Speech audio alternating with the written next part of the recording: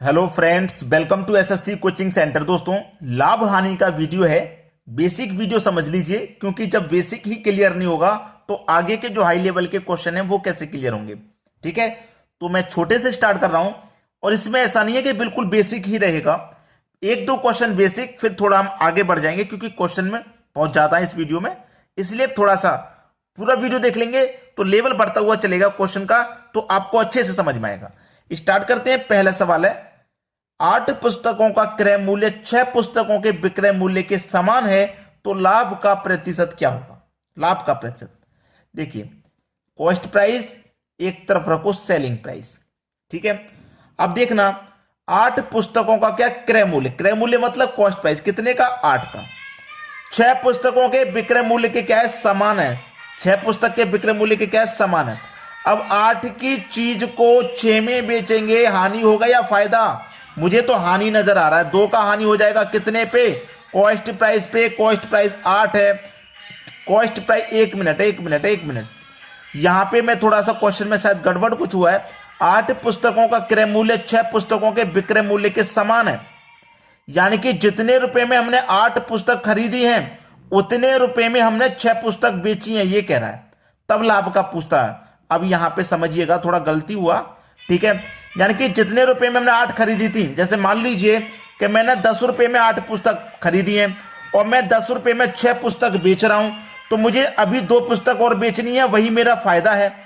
2 पुस्तक का मेरे पास फायदा है। लेकिन ये फायदा कब हुआ था, जब मैंने 6 पुस्तक 8 पुस्तक के क्रय मूल्य के बराबर बेची थी।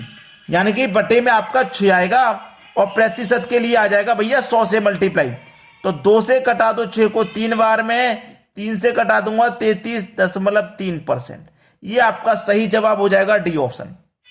कुछ आया समझ में कि नहीं आया भैया, अच्छे से क्लियर हो गया कि नहीं हो गया। याद रखना, 2 का मुझे प्रॉफिट हो रहा सीधा सीधा। ये 2 का प्रॉफिट जब हो रहा है जब मैं 8 की क्रय मूल्य वाली चीज को 6 में बेच रहा हूं। यानी कि 10 रुपए, मान लो मैंने 8 खरीदी, 10 रुपए में 6 बेची, तो 6 में बेची तभी तो 2 का प्रॉफिट हुआ।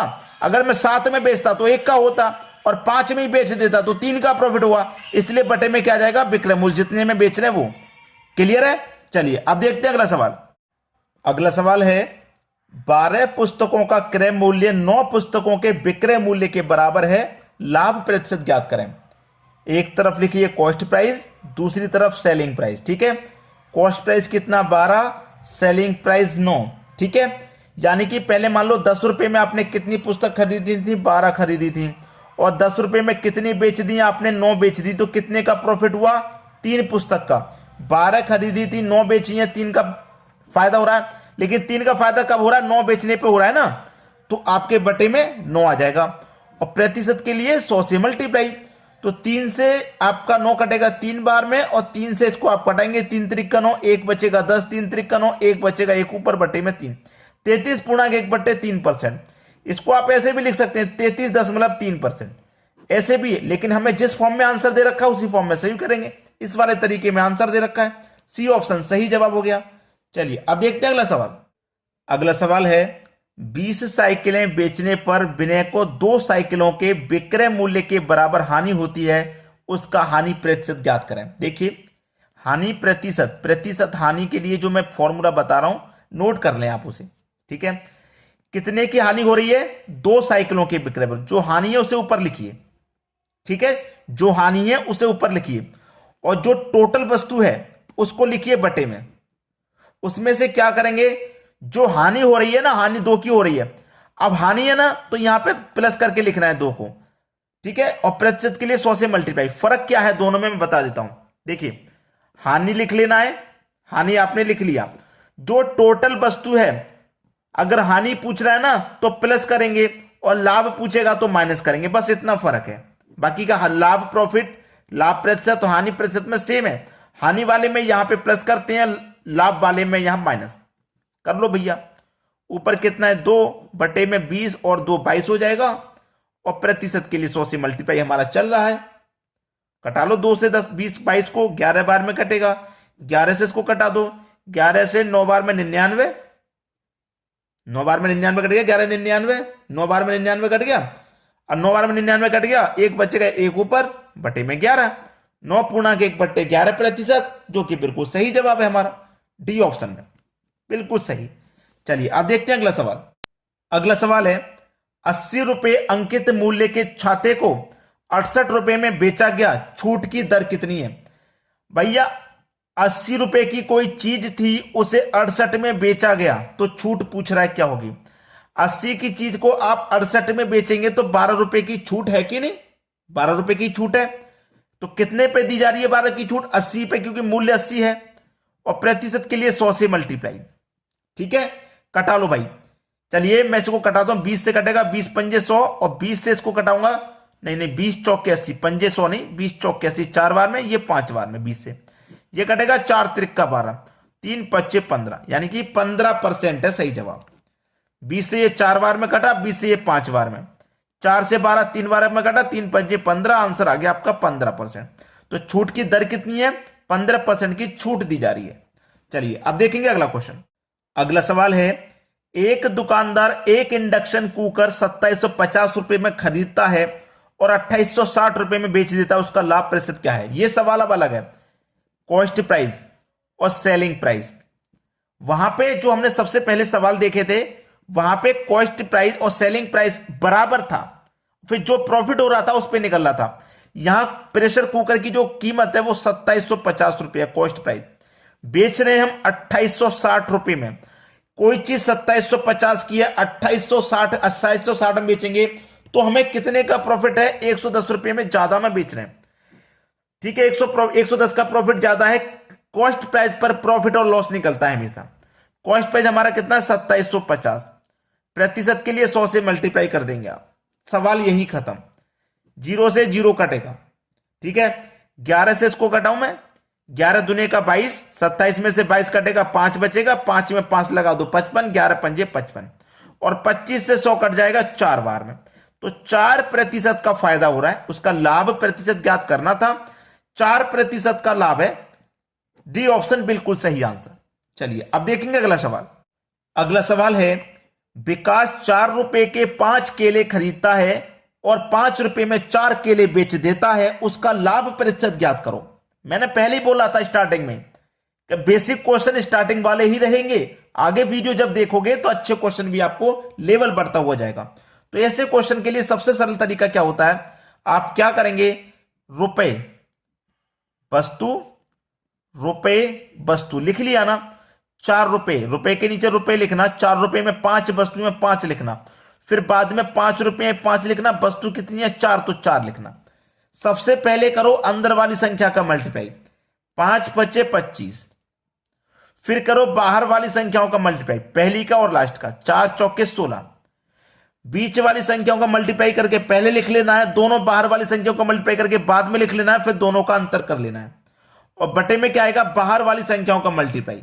ठीक है, बटे में बाहर वाली संख्याओं का मल्टीप्लाई, यानी कि 16 ही आएगा, 4 चौके 16, और प्रतिशत के लिए गुने 100। 25 में से 16 जाएगा, कितना बचेगा भैया? 25 में से 16 जाएगा, 25 में से 16 जाएगा तो 9 बचेगा, बटे में 16 है, गुने में 100 है, यही तो है। चलिए कटा लेंगे अब, 4 चौके 16, 4 से कट जाएगा 25 बार में, 25 का मल्टीप्लाई 9 से करो, 25 का मल्टीप्लाई 9 से करता हूं, 9 पंजे 45 का 5, कैरी का 4, 9 दूने 18, 4 22, 225 बटे में 4 है, 4 से कटाओ इसको, 4 पंजे 20, 2 बचेगा 25, 4 छिंग 24, 1 बचेगा, नहीं जाएगा, 10 हो जाएगा, 4 दुने का 8, 2 बचेगा 20 हो जाएगा, 4 पंजे 20, 56.25 किस ऑप्शन में? 56.25 डी ऑप्शन में। ये बिल्कुल सही आंसर है आपका। बीच वाली संख्याओं का मल्टीप्लाई करके पहले लिख लो, फिर माइनस करना है बाद वाली संख्याओं का मल्टीप्लाई, और बटे में भी बाहर वाली संख्याओं का मल्टीप्लाई, गुने 100। चलिए अब देखेंगे अगला सवाल।